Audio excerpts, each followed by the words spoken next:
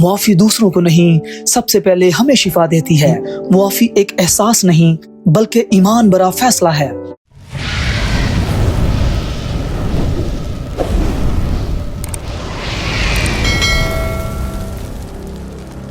यीशु नासरी के नाम में, जिसने सलीब पर अपने दुश्मनों को भी मुआफ कर दिया, आपकी सलामती हो। मेरा नाम अदीब शहजाद है और आज की ये डिवोशनल थॉट एक ऐसे मौजू पर है जो हमारे दिल के सबसे गहरे जख्मों से जुड़ा है, और वो ये है मुआफ़ी में छुपा हुआ सुकून। हम एक ऐसी दुनिया में रहते हैं जहां दिल दुखाना आसान और दिल जोड़ना नायाब हो चुका है।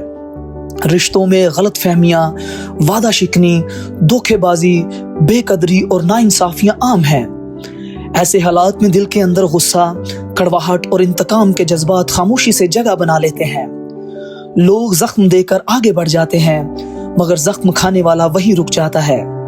हम अक्सर कहते हैं मैंने तो माफ कर दिया है, लेकिन हकीकत ये होती है हमने सिर्फ बात करना छोड़ा होती है, दिल से माफ नहीं किया होता। बज़ाहिर हम आगे बढ़ जाते हैं, मगर अंदर ही अंदर एक ऐसा बोझ उठाए फिरते हैं जो हमारी खुशी, नींद और सुकून सब छीन लेता है। दुनिया हमें ये सिखाती है कि बदला लेना ताकत है और माफ करना कमजोरी, लेकिन हकीकत इसके बिल्कुल बरक्स है। बदला वक्ती तस्कीन तो दे सकता है, मगर कभी सुकून नहीं देता। असल सुकून सिर्फ मुआफ़ी में है। मुआफ़ी का मतलब ये नहीं कि हम गलत को दुरुस्त करार दे दें या जुल्म को नजरअंदाज करें, बल्कि मुआफ़ी का मतलब ये है कि हम अपने दिल को उस कैद से आज़ाद कर दें जो दूसरे ने हमारे लिए बनाई थी। बाइबल हमें एक बिल्कुल मुख्तलिफ और शिफा बख्श रास्ता दिखाती है। यीशु मसीह ने पहाड़ी आवाज में फरमाया, मुबारक हैं वो जो रहम दिल हैं, क्योंकि उन पर रहम किया जाएगा। मत्ती का अंजीली बयान 5वां बाब और 7वीं आयत। और फिर सलीब पर शदीद दर्द, जिल्लत और नाइंसाफी के आलम में भी यीशु के लबों से यही दुआ निकली, ए बाप इनको माफ कर, क्योंकि ये जानते नहीं कि क्या करते हैं। लूका तबीब का अंजीली बयान 23वां बाब और 34वीं आयत। जरा सोचिए, अगर यीशु जो बेगुनाह थे अपने कातलों को मुआफ कर सकते हैं, तो हम क्यों जिंदगी भर कड़वाहट को थामे रखते हैं। मुआफ़ी दूसरों को नहीं, सबसे पहले हमें शिफा देती है। जब हम मुआफ करते हैं तो खुदा का वो इत्मीनान जो समझ से बिल्कुल बाहर है, हमारे दिलों और ख्यालों को मसीह यीशु में महफूज रखता है। दुनियावी पहलू से माहिर नफ्सियात इस बात पर मुत्फिक हैं कि मुआफ़ी ज़हनी दबाव, डिप्रेशन और इज़्तिराब को कम करती है। जो लोग मुआफ़ करना सीख लेते हैं वो हल्के दिल के साथ जिंदगी जीते हैं, उनके रिश्ते बेहतर होते हैं, उनकी जिंदगी में एक खामोश सा इत्मीनान पाया जाता है।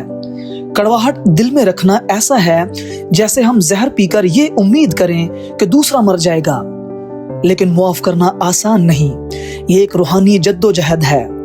इसके लिए दुआ, आजिज़ी और खुदा के फजल की जरूरत होती है। इसलिए मत्ती की अंजीली बयान 18वें बाब 21वीं और 22वीं आयत हमें सिखाती है कि मसीही जिंदगी हिसाब किताब की नहीं बल्कि फजल की जिंदगी है।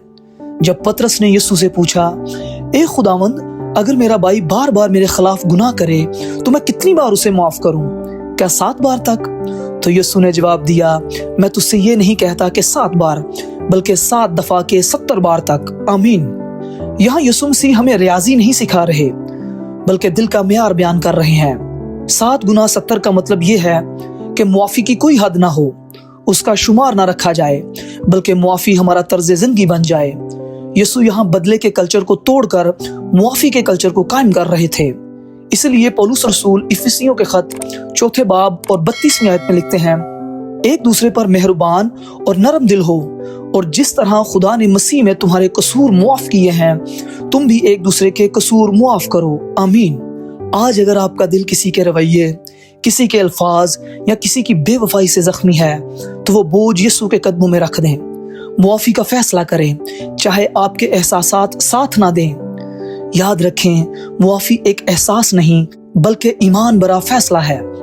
जैसे जैसे आप इस रास्ते पर चलेंगे, खुदा खुद आपके दिल में सुकून उतारता जाएगा। ये बात याद रखें, जो दिल मुआफ़ करना सीख लेता है वही दिल हकीकी सलामती का मज़ा चखता है। मेरी दुआ है खुदा हमें वो फजल अता करे कि हम मुआफ़ करके आज़ाद हों और उस सुकून में जिएं जो सिर्फ यीशु की तरफ से आता है। आमीन।